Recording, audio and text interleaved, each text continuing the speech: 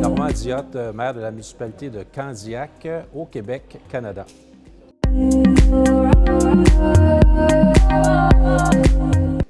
La ville de Candiac a embarqué dans le projet de navette autonome en 2018, suite avec une initiative du groupe IVO et ainsi que Propulsion au Québec. Alors, nous avons mis en place un projet pilote d'une navette autonome sur voie publique, ce qui était une première au Canada. Il n'y a jamais eu de navette publique sur les routes publiques au Québec et ni au Canada. Donc, c'était le but de la première expérimentation. Alors, la démarche a quand même été assez longue avec l'ensemble des partenaires que j'ai nommés tantôt. Nous avons fait avancer le dossier, premièrement au niveau réglementaire. Alors, pour pouvoir faire un projet pilote sur voie publique, il a fallu, au niveau fédéral, de faire accepter la réglementation, au niveau provincial aussi, et de regarder les impacts aussi avec la Société d'assurance automobile du Québec, à savoir s'il y a eu un accident, qui est responsable avec une navette autonome. Alors, c'était pas simple. Alors, cette démarche-là a pris quand même plusieurs semaines, sinon plusieurs mois, pour faire en sorte que finalement, après avoir eu les décrets du gouvernement du Québec, avec l'aide de tous les partenaires, du groupe IVO, avec Propulsion Québec, le ministère de l'Économie et du Développement du Québec, alors on a réussi à mettre en place pour une première sur une voie publique sur le boulevard Montcalm, qui dessert en fait le dernier kilomètre, c'est-à-dire entre le stationnement incitatif, où les gens viennent stationner leur véhicule pour prendre l'autobus, ainsi que le fleuve Saint-Laurent ou le parc André-Gicoté. Donc, c'est un tronçon de 1 km qui a été desservi par la navette autonome. Et en plus, c'est qu'il y a un projet résidentiel aux abords de ce kilomètre-là, qui s'appelle le Square Candiac, qui va y avoir au-dessus de 1500 unités de logement, dont une résidence de personnes aînées, qui peuvent prendre l'autobus, la navette, pour se rendre directement donc au bord du fleuve pour les activités dans le parc qui ont lieu durant l'été, entre autres. Alors, l'expérimentation a été un succès. Évidemment, c'est un projet pilote. Le tout s'est fait avec Keolis, l'opérateur, ainsi qu'avec Navia, le constructeur. Alors, c'était pour eux une expérimentation afin de voir quelles sont les difficultés rencontrées sur le terrain. Évidemment, il y en a eu quelques-unes, ne serait-ce qu'au tout début où la navette n'était pas capable de se repérer à cause que les bâtiments sur la route étaient vraiment trop loin de la rue.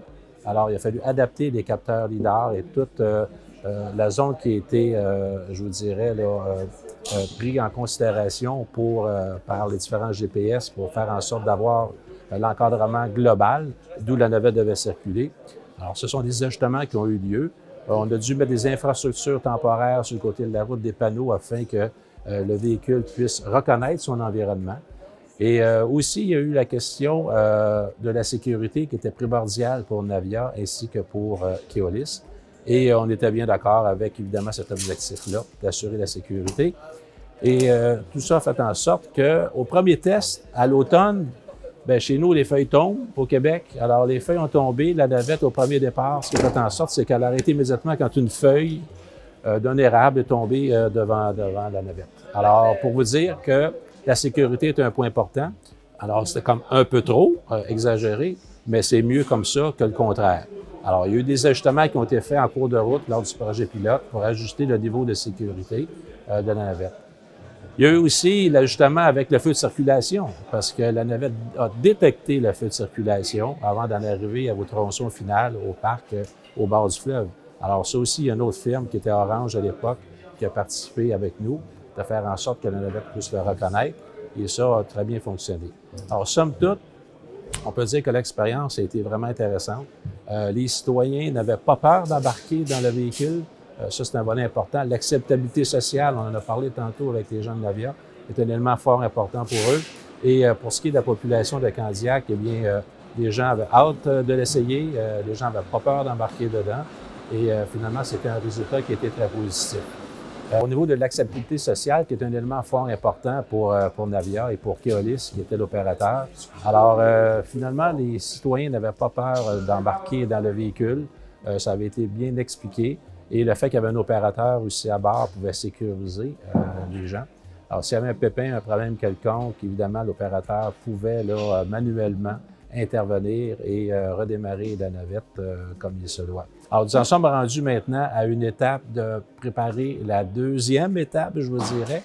Alors, on aimerait bien continuer l'expérimentation parce que la Ville de Candiac voulait faire partie de la solution. Alors, on fait du développement durable, c'est identifié dans notre plan stratégique et pour nous, de faire partie de la solution et participer à l'innovation, c'est important. Et de pouvoir desservir notre population sur le dernier kilomètre aussi, c'est important de le faire d'une façon différente. Alors, c'est pourquoi c'est la façon pour laquelle nous voulons continuer une phase 2 du projet pilote d'une navette autonome. On a un projet de développement important aussi en entour de la gare de train où on veut desservir d'une façon permanente. On souhaite un jour ce tronçon-là, nouveau tronçon d'une navette autonome pour la future clientèle de notre projet TOD alentour de la gare de train. Alors, c'est pour ça qu'il faut s'y mettre dès maintenant avec l'ensemble des partenaires, IVO, Propulsion Québec, avec Keolis aussi, qui est notre transporteur, évidemment la navette Navia. Et puis, on peut faire en sorte de faire quelque chose de très intéressant, tout le monde ensemble, en innovation pour le futur, pour l'ensemble de notre population, et qui va être des projets transportables aussi dans les autres municipalités du Québec et ailleurs au Canada. La prochaine difficulté, je vous dirais, pour la prochaine étape, c'est plus d'aller chercher l'adhésion de l'ensemble des partenaires et évidemment un soutien financier. Alors, c'est du développement quand même technologique. Alors, qui doit prendre part au niveau financier de ces développements-là? Alors, c'est la question qu'il faut se poser. Puis, je pense qu'il faut que tous les acteurs y participent. Évidemment, le transporteur et le constructeur a sa part à faire. Mais je pense que les gouvernements devraient intervenir, que ce soit pour nous au Québec, au niveau provincial et au niveau fédéral aussi, dans des projets de la sorte. Alors, via la Fédération canadienne des municipalités, j'ai déjà amené le point à la commission de transport et puis je sais que la Fédération canadienne fait des démarches actuellement avec le ministère fédéral pour qu'on puisse avoir des fonds disponibles pour faire d'autres projets pilotes de la sorte. Et il faudra convaincre aussi le gouvernement du Québec avec le ministère de l'Économie d'embarquer aussi à ce niveau-là. Les municipalités sont disponibles, comme la Ville de Candiac, pour offrir les installations, travailler au niveau de l'urbanisation, du développement de la voie, etc., mais au niveau de la recherche comme telle, de la technologie et du véhicule, bien, il faut à ce moment-là que les autres fassent leur part aussi. Alors, si les différents paliers du gouvernement veulent vraiment que l'innovation puisse avancer, que la technologie puisse se développer, parce qu'un jour, on va y arriver là, alors ça prend vraiment de la participation de tous et chacun. Alors, moi, je suis motivé, je suis convaincu et optimiste qu'on va y arriver, mais il faut, comme dans tout projet, de la communication et que tout le monde travaille ensemble. Et de cette façon-là, on va pouvoir avoir une suite à ce projet pilote-là. Aujourd'hui, du forum, ce que je retiens, c'est que le réseautage est important. On ne peut pas avancer et travailler en silo chacun de notre côté, que ce soit les municipalités, les organisations, les regroupements, pour pouvoir faire avancer les choses. Alors, le réseautage est important, la communication est importante, et de garder le lien et d'échanger sur nos façons de faire.